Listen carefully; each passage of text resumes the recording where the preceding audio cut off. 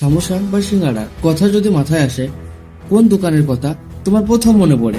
আর বিকেলের নাস্তা নিয়ে যদি কথা বলা হয়, তখন সামোসা আর সিঙ্গাড়া ছাড়া তো চলেই না। কিন্তু জানেন কি, এই তেলে ভাজা ছোট্ট খাবারের মধ্যে আছে পুষ্টি, স্বাস্থ্য বিষয়ক বিজ্ঞান। তো প্রথমে জেনে নিই সিঙ্গাড়া ভাইয়ের গল্প। সামোসা এসছে প্রাচীন ভারত ও মধ্যপ্রাচ্য থেকে। ভারত ও বাংলাদেশে এটি জনপ্রিয় হয় গ্রাম থেকে শহরে সব দোকানে। বিকেলের নাস্তা হিসাবে এটি এখন প্রতিদিনের চাহিদা। সামোসার ভিতরে থাকে আলু, আর আলুতে থাকে কার্বোহাইড্রেট যা শরীরকে শক্তি দেয়। সবজিতে থাকে ভিটামিন ও ফাইবার যা হজম ও রোগ প্রতিরোধ ক্ষমতা বাড়ায়। মশলায় কিছু অ্যান্টিঅক্সিডেন্ট দেয়।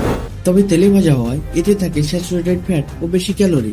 সঠিক পরিমাণে সামোসা বা সিঙ্গাড়া খেলে শরীর পায় দ্রুত শক্তি। বিকেলের নাস্তায় এটি মন ও শরীরকে সতেজ রাখে।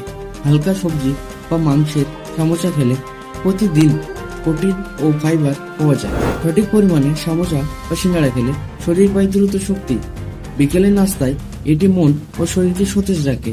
হালকা সবজি বা মাংসের সামোসা খেলে প্রোটিন আর ফাইবার পাওয়া যায়। কিন্তু বিজ্ঞান বলছে, বেশি তেল বা ঘিতে ভাজা সামোসা ও সিঙ্গাড়া খেলে হজমের সমস্যা, ওজন বৃদ্ধি, ডায়াবেটিস, কোলেস্ট্রল বেড়ে যেতে পারে।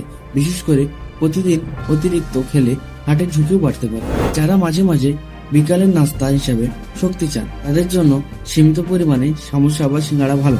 ডায়াবেটিস, উচ্চ কোলেস্ট্রল বা হজমের সমস্যা থাকলে এড়িয়ে চলাই ভালো।